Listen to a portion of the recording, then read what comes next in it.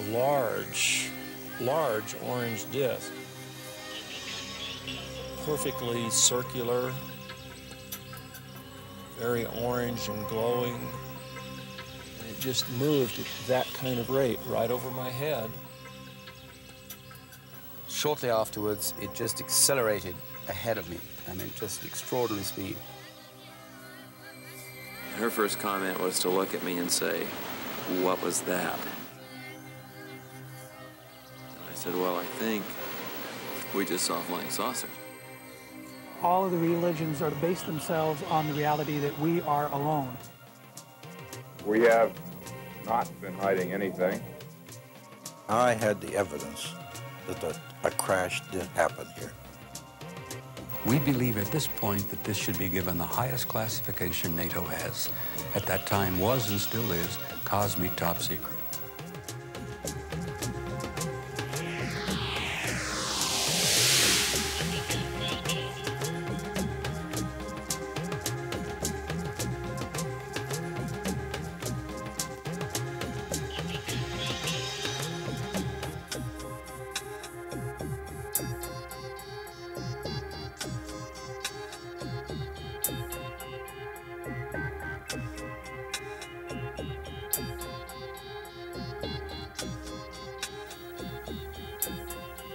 Unidentified flying objects.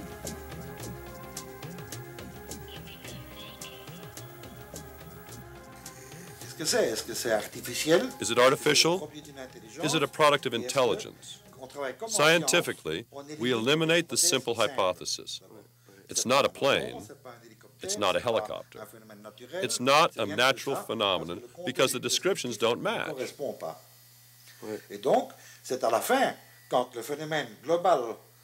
Therefore, this global phenomenon resists any other explanation.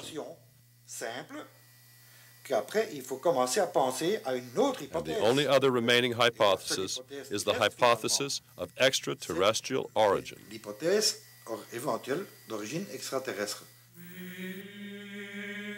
In 1609, Italian astronomer Galileo Galilei, with the help of his newly invented telescope, discovered 4 satellites orbiting the planet Jupiter.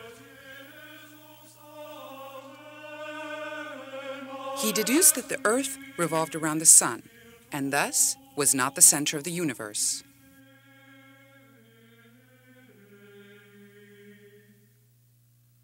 In 1633, he was imprisoned and threatened with torture.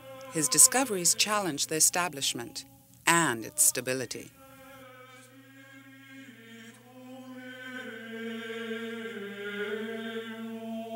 For the past 50 years, there have been allegations that governments have withheld information on the subject of UFOs. These days, the threat of torture has been replaced by ridicule.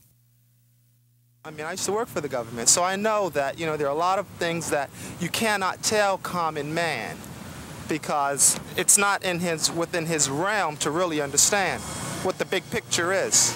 I think people have a right to know about it, but I'm not really sure that I believe.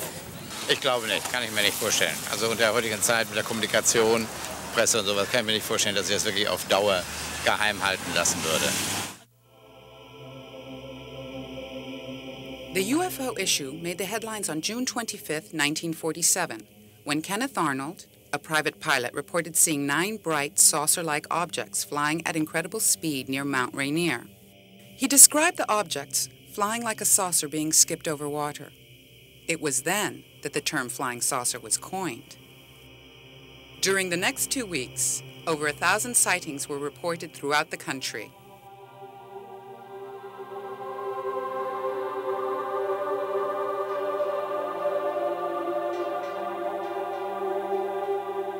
In the summer of 1947, the 509th Bomb Group was the only squadron in the world entrusted with atomic weapons.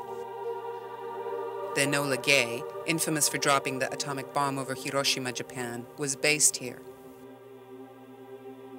On July 7, 1947, this elite squadron announced the recovery of a flying disc on a ranch near Roswell, New Mexico. Major Jesse Marcel, intelligence officer for the 509th Squadron, was among the first military personnel to arrive on the scene. I was amazed as to what I saw. the amount of debris that was scattered over such an area. But the more I saw the fragments, the more I realized that it wasn't anything that I was acquainted with. In fact, as it turned out, nobody else was acquainted with it. There was foil no thicker than that in a pack of cigarettes, which was virtually indestructible, and pieces of I-beam with hieroglyphic-like markings that could not be read. Major Marcel took his report back to Roswell Army Airfield, along with bits of the wreckage. Colonel William Blanchard, commanding officer of the 509th, examined them both. He ordered Public Information Officer Walter Haut to release word that the Roswell Army Airfield had recovered a flying disc. He then ordered Major Marcel to fly the wreckage to Wright Field in Ohio. En route, the plane was to stop at headquarters of the 8th Army Air Force in Fort Worth, Texas. Major Marcel was met at Fort Worth by General Roger Ramey, commanding officer of the 8th Air Force at Fort Worth Army Airfield. According to Marcel, General Ramey told him not to say anything to the waiting press. He then switched the debris Marcel had brought from New Mexico with a radar reflector and pieces of a conventional weather balloon. With the material in place, General Ramey then held a press conference.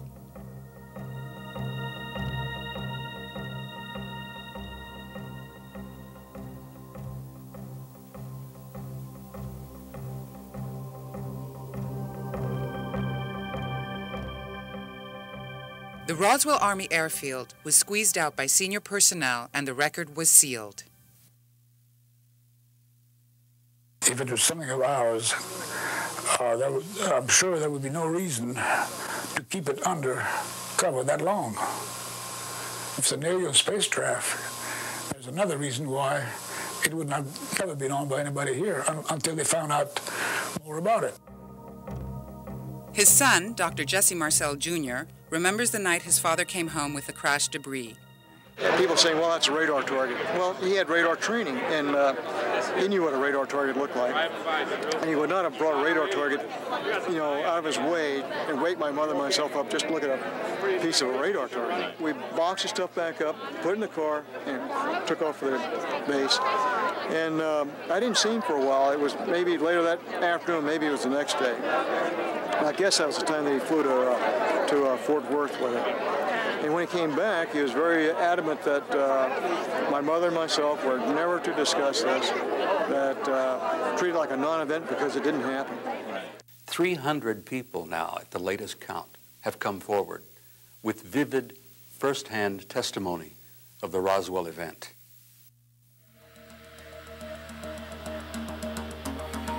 The recovery of the object in the desert of New Mexico and the large number of sightings by civilian and military personnel drove the United States government to investigate. Retired Air Force Colonel Wendell Stevens was part of a project gathering data on aerial phenomena over the Arctic Circle using B-29 aircraft in the late 1940s. My job was to supervise that team from my old Air Materiel Command headquarters in the installation and removal of this special equipment. The equipment that we put aboard included video cameras, surge detectors on all of the electrical systems, and there's 4 or 5 and a B-29, magnetic detectors, radio frequency emission scanners, and a number of things to look for unidentified aerial phenomena. There were some very interesting reports that I heard from those crews of events that they recorded. But we were never allowed to read the tapes, develop the film, do any of those things there. It was all packed in a metal box and couriered to Washington each time an event took place. And so my curiosity was piqued by the secrecy. The U.S. Air Force's investigatory program was officially launched on January 2, 1948, under the code name of Project Sign. From the 243 cases studied, a report entitled An Estimate of the Situation was compiled by the Air Technical Intelligence Center. It concluded, flying saucers are probably real extraterrestrial spacecraft. Air Force Chief of Staff Hoyt Vandenberg found these conclusions unacceptable. He then ordered the Air Force to go out and find more earthly explanations. Project Sign then metamorphosed into Project Grudge. 244 cases were studied. It concluded, most reports of unidentified flying objects have been the result of persons failing to identify familiar phenomena such as reflections from bright surfaces in the day or lights in a night sky. In 1952, it finally became known as Project Blue Book. By now, the information gathered was being divided. That which was difficult to disprove disappeared, while sightings easily dismissed were made public. On February 28, 1960, the first director of the CIA, Roscoe H. Hillenkotter, broke his silence in a statement published in the New York Times. He declared, "It is time for the truth to be brought out in open congressional hearings. Behind the scenes, high-ranking Air Force officers are soberly concerned about the UFOs, but through official secrecy and ridicule, many citizens are led to believe the unknown flying objects are nonsense." He charged that to hide the facts, the Air Force has silenced its personnel through the issuance of a regulation.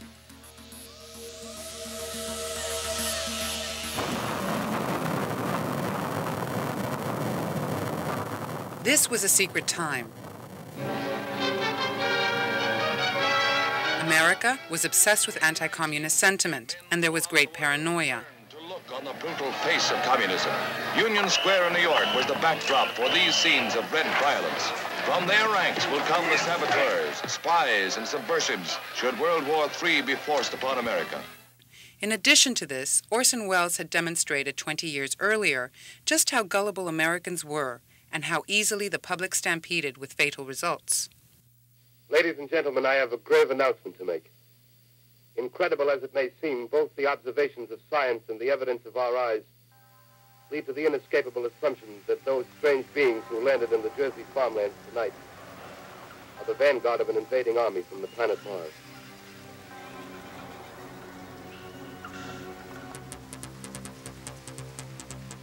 It wasn't only America. In Europe, the military presence was under the direction of NATO SHAPE. SHAPE was tracking a large number of UFOs on radar flying at high altitudes and great speeds over Central Europe and disappearing to the north. Their activities generated concern among military commanders as a possible threat from Russia.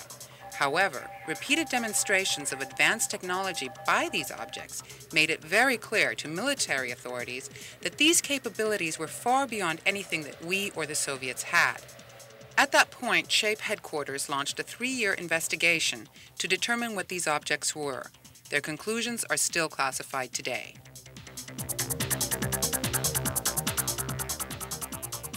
Robert Dean, former intelligence analyst at SHAPE, claims to have seen the report at NATO headquarters during the early 1960s. It was entitled An Assessment.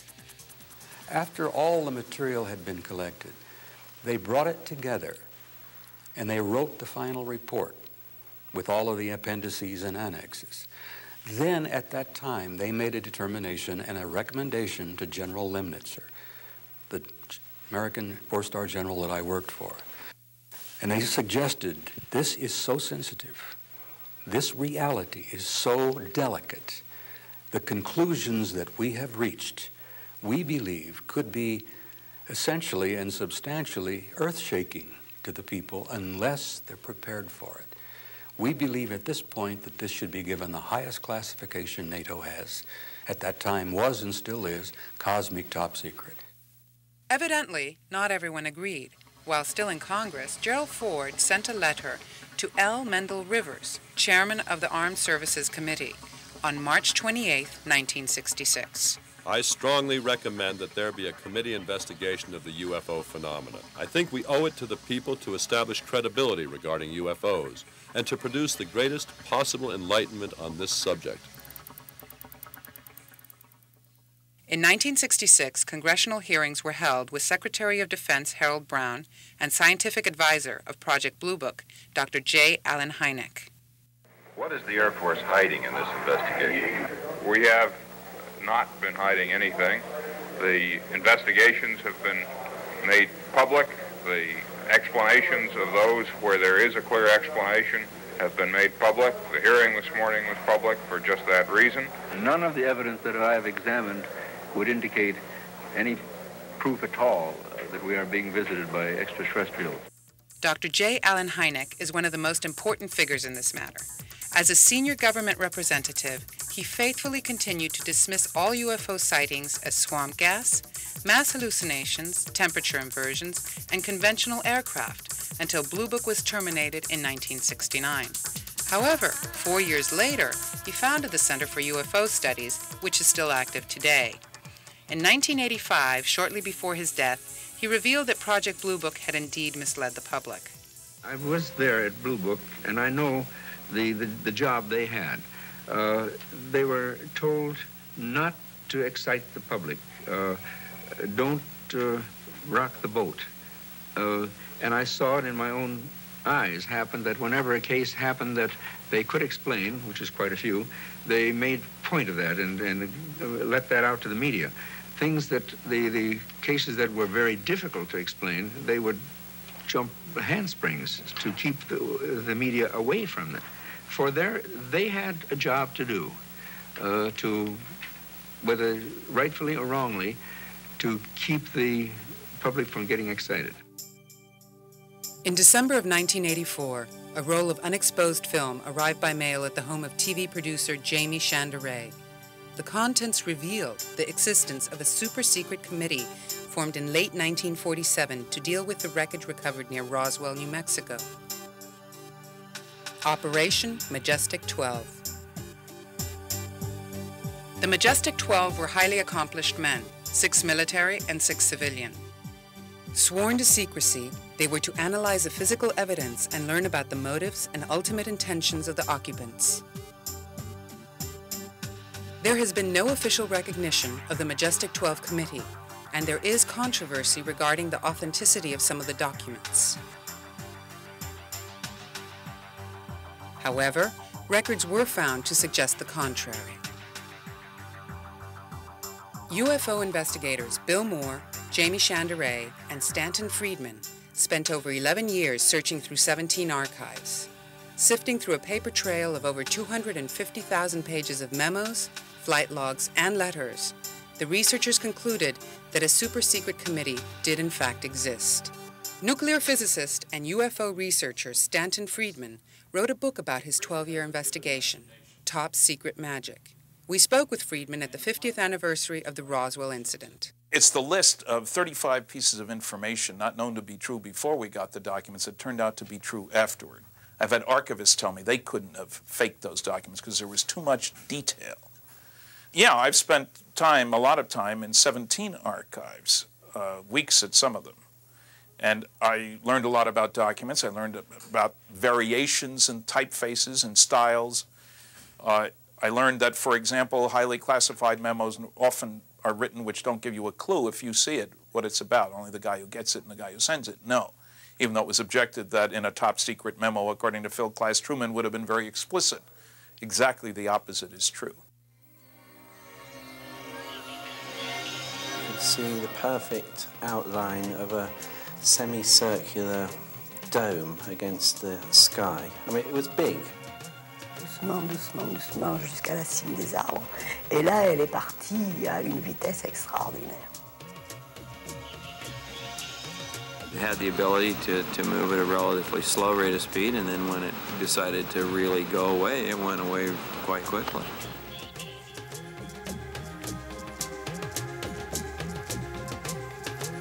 It happened, but what good is it to tell anybody? 4-time world land speed record holder Craig Breedlove is the first man to have traveled 4, 5, and then 600 miles per hour. In 1955, while walking on a beach with a friend, something caught his eye.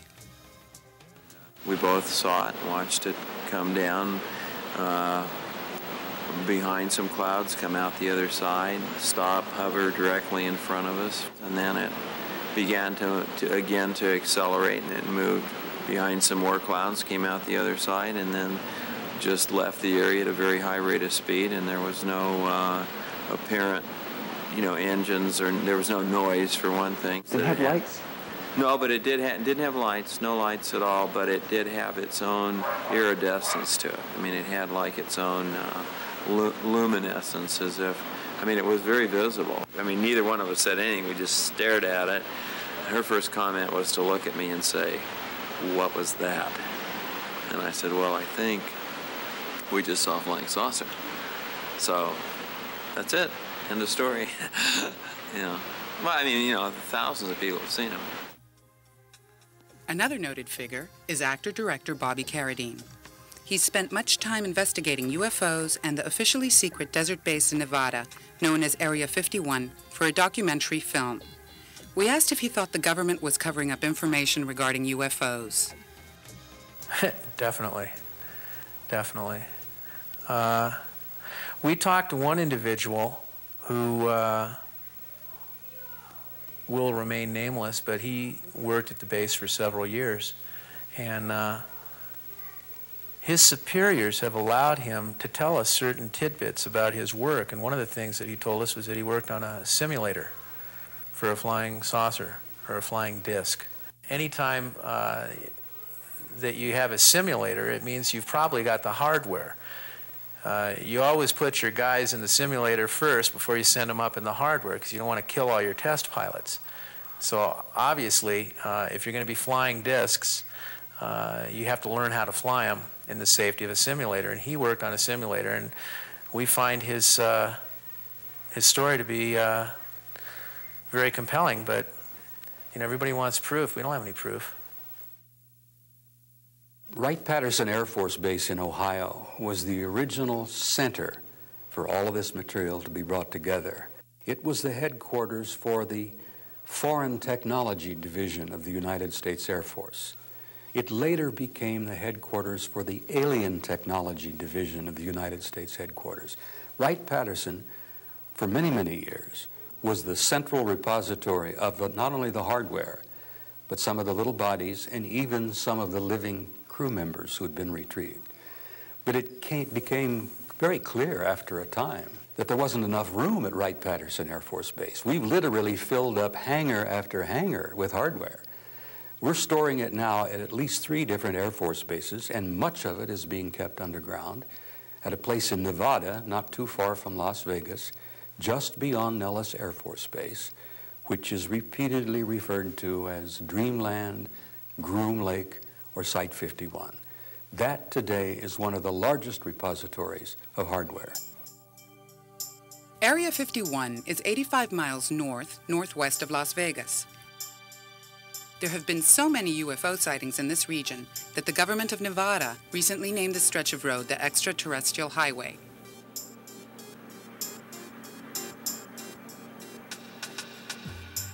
The base is in remote desert, home to rattlesnakes, cows, and a few jackrabbits.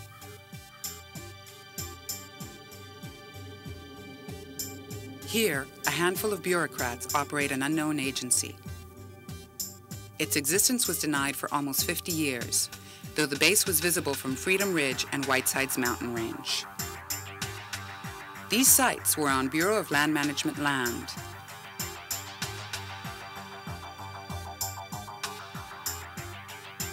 On April 10, 1995, the government incorporated this land into the base, putting it off limits to civilians. The use of deadly force is authorized. Anyone caught trespassing could be shot.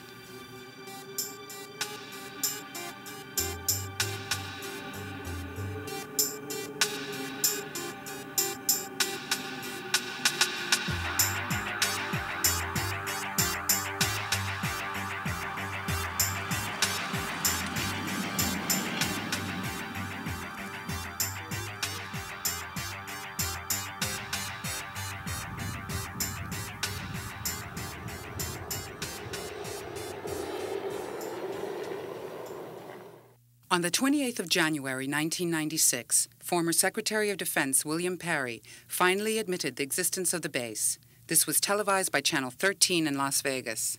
We do have a military operation going on at Groom Lake, highly classified and highly important to U.S. security. Satellite photos of the base show the world's longest runway. The length is about 30,000 feet, almost 6 miles. Space shuttles could be landed at either end simultaneously, roll to a halt without brakes or parachutes, and still be separated by a mile. It is generally known that in the past, the base played an integral role in the development of several generations of U.S. spy planes. The U-2, the most sensational Cold War weapon.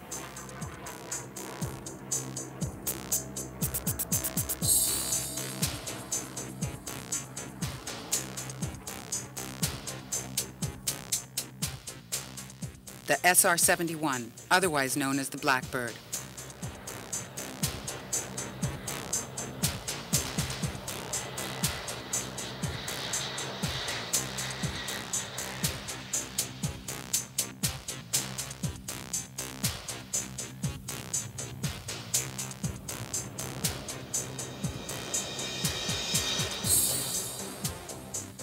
The B-2 Spirit, the controversial invisible stealth bomber.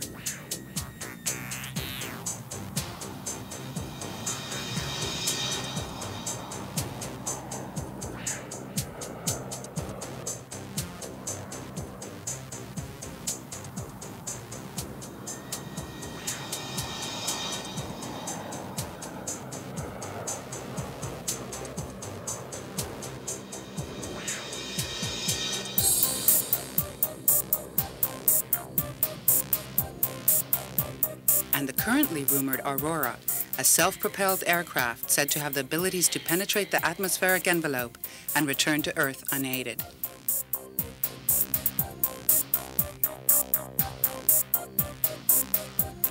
Nine miles south of the control tower of Area 51 lies Papoose Lake.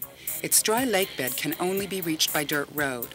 This is reportedly the site of 9 heavily camouflaged hangars, alleged to contain several highly unconventional aircraft, described by those who claim to have seen them as flying saucer-like. According to several informed individuals, military and civilian, these aircraft were recovered UFOs. Reverse engineering, the process by which an advanced system may be used as a learning model for another, has given rise to these state-of-the-art aircraft.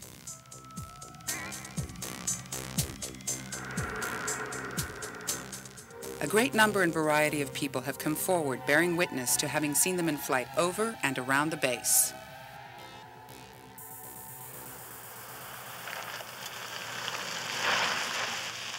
Author and astronomer Chuck Clark has lived near the secret facility for the past 4 years, researching activity at the base for his remarkable Area 51 and S-4 handbook.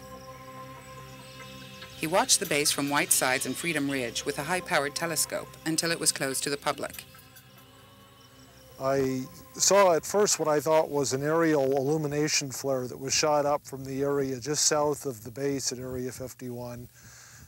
It rose upwards from the hills and ascended to about 2,000 foot elevation and then hung motionless for several minutes. As it started slowly descending, it got down about 30 or 40 feet above the ground and hovered motionless for a couple of minutes, or well, not a couple of minutes, maybe about a minute. And then suddenly it shot without warning all along the base of the hills over here to a point in front of the higher hills. It did that movement in about 1 to 1.5 seconds. That is just under 5 miles measured distance, and that makes the speed something between 9,000 and 14,000 miles an hour based on those times. After it hovered for maybe 4 or 5 more seconds, it just vanished in place. But it did cast a glow on the ground, which means it wasn't a holographic projection. It wasn't a trick of some sort. It's unusual that you get something where, you know, I had range. I was able to figure the speed. The speed calculated out to somewhere between 9 and a little over 14,000 miles an hour, depending on whether it was a second or a second and a half. That's the only estimate in the equation. Sightings of a similar object have been reported all over the world for many years. English pilot Michael Gardner was flying over Heligoland, Europe in 1975. I was in an aircraft very similar to this one. This is a 421, it was a 414. And sitting there on autopilot, beautiful night, very, very clear. And all of a sudden, I noticed a glow on the top of the panel here, and it was a red glow. And I looked forward right up through here, and somewhere above the aircraft was this red glowing ball. And it was a dull red color. It was like a burgundy color, but it was very bright because I remember squinting. The object stayed there probably for 15 or 20 seconds. Shortly afterwards, it just accelerated ahead of me. I mean, just extraordinary speed. Straight out ahead of the aircraft, climbing, turn, and then just completely disappeared. And I think I was with Amsterdam, talking to Amsterdam, and I called them, said, do they have any contacts other than myself? And it was negative. Do they have any military activity? It was negative. Could you hear any engines or any sound? No sound whatsoever. There was no effect on the aircraft. There was no wake. There was nothing. It was a very cold night, and that was it. People need to give it some serious thought. Too many credible people have reported things that are just impossible by our understanding of physics. Evidence suggests sightings are nothing new. 20 to 30,000 years ago, people drew remarkably accurate representations of mammoths, boars, and other animals on the walls of caves in what is now southern France and northern Spain. These same people also drew disc-like objects.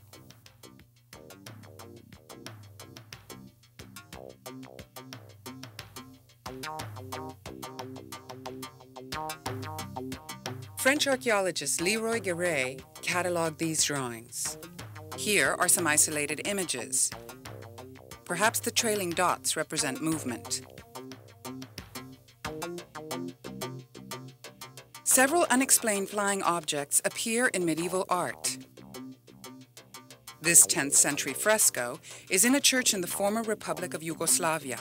A man is at the controls of a pointed airship with what appears to be a jet blast at the rear. This French token, minted in the 1680s, seems to show a circular object floating in the sky. Italian friar Filippo Lippi painted this exquisite depiction of the Madonna, Jesus, and St. John, circa 1500 AD. It hangs today in the Palazzo Vecchio Gallery in Florence, Italy. Over the Madonna's left shoulder flies an unidentified object. A man and his dog watch from below.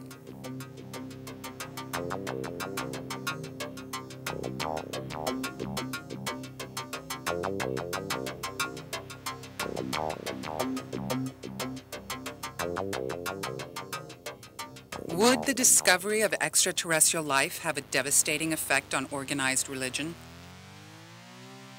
We spoke with Professor of Systematic Theology, Ted Peters, at the Center for Theology and Natural Sciences in Berkeley, California. My answer to that is no, it would not. But it's an important question because there's a lot of disinformation about this being spread from two sources. And the first source is your kind of radical secular scientists who want to continue to believe the myth that religion is fragile, that religion is dogmatic and narrow, and so they tell this false information that religion is centered on earth, it's centered on the human race, and Carl Sagan would be a good example of someone who perpetuated this belief because it always makes the scientist look like the great intellectual savior and that anybody who's religious is neurotic. Well, this is a complete misreading of both religion and history. This issue was debated in ancient Greece, even before the Jews and the Christians come on, between the atomists, on the one hand, who argued that there were many worlds, and that these worlds all had their organization, that reality was plural. When you get to Aristotle, who's really one of the dominant philosophers of ancient Greece, he says, no, there can only be one world, and he argued on the grounds of perfection, that perfect things are simple and they're unitary in character. Looking at liberal Protestants, and this is the area that we work with here in Berkeley, I can think of some of the most important theologians who have addressed it, such as Paul Tillich or Wolfhart Pannenberg, or a fellow by the name of Christer Stendahl, former dean of the Divinity School at Harvard and Bishop of Stockholm. Stendahl worked again on a NASA committee having to do with extraterrestrial life and said, you know, if we discover these beings in outer space, it'll just show me how big God's creation really is. Comparative religion scholar Joey Condon is one of those who feels differently. Religion as a whole is very earth-centric. All of the religions are based themselves on the reality that we are alone. And basically the definition of philosophy and religion is humankind's search for their place in this universe. But in many ways that's not accurate because it's not the universe, it's this earth. The reality is that if an alien force comes here, the question naturally is, do they have a soul? Do they have a spirit? Theologically, within the Christian circles, that would next lead the question, did Christ have to die for them? Is original sin present in their being? If not, then do they have a soul? What are they? If Christ had to die for them, did Christ go and die on their planet, in another planet, in the other planet? There are multitudes of alien life forces. Or is this just a statement that, hey, there's a larger evangelistic mission field than we ever imagined, and we have to convert the masses? The larger philosophical issue is, what about morality? What about politics? What about the way we get along as beings? Would they have discovered principles of harmony? Would they have as much crime as we do? Would they have the passions of jealousy, envy, and the things that cause so much destruction? Most of our theology and philosophy is not broad enough even to accept other faiths and other races within our own human family. I think we've seen that in the centuries of religious experience, that we have had not as much tolerance as the man from Galilee who taught tolerance. Yet we have not had that amongst our fellow human beings. What then are we going to do with alien life forces? Many recent sightings have been recorded on film. This photograph was taken by Jean Bedet in Albiosque, France in 1974. The light rays did not extend all the way to the ground and appeared to be retractable.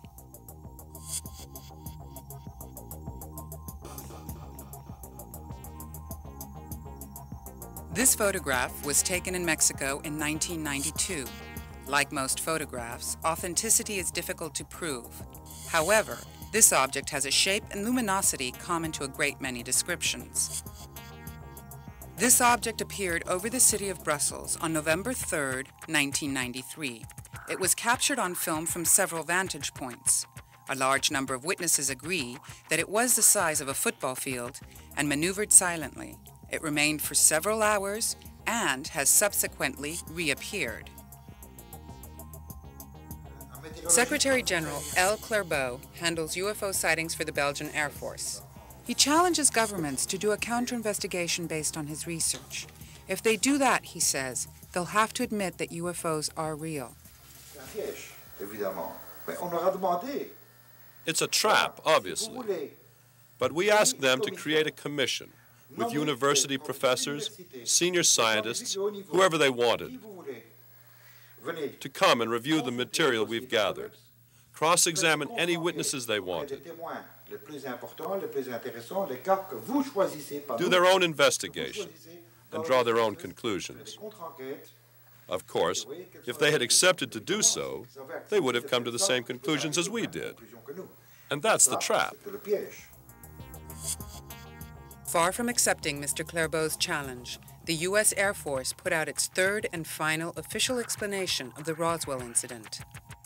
They stated that what actually fell from the sky was a secret test balloon designed to detect Soviet nuclear blasts.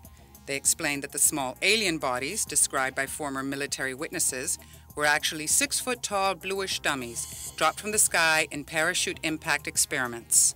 Countries in Europe are taking this very serious. They're not like us here. They're not going to put out stories that there were dummies came out of the air or people with big heads. Those people are more serious about this than we are. Retired Colonel Philip J. Corso, a member of President Eisenhower's National Security Council and former head of the Foreign Technology Desk at the U.S. Army's Research and Development Department, recently came forward to reveal that he led a double life while in the military. On the outside, he researched and evaluated weapon systems for the Army, while deep inside the Pentagon, in his memoir, The Day After Roswell, he was responsible for the Army's most deeply guarded secret, the Roswell Files. I had the evidence that a crash did happen here. Stalin gave orders to get this information that came out of Roswell to some of his top scientists and agents. That order went out, and we knew that in the special intelligence that I was in the Pentagon, which was very closely held. KGB trying to penetrate that, but they never did. According to Corso, the military seeded the industrial complex with components discovered in the wreckage near Roswell. He says that ultimately, these gave rise to today's integrated circuit chips, fiber optics, lasers, and stealth technology. The retired colonel recently made an appearance at the 50th anniversary of the Roswell incident, and when asked about criticism from skeptics, he responded. I asked him this, were you there with me? Were you part of this? Were you cleared? Did you have the clearances? They can't answer those questions. All they do is criticize with no evidence. The message in my book that I like to see is that the younger generation look at this and see what we did and see the help we got from outer space, and these beings exist. Give us information to the young people of the world in this country. They want to hear it. They want it. Give it to them. Don't hide it and tell lies and make stories. They're not stupid. It's their information. It doesn't belong to the Army or the Department of Defense. It's theirs. If it's classified, take the classification off and give it to them. Go. Go. Econ. Launch commit. Go.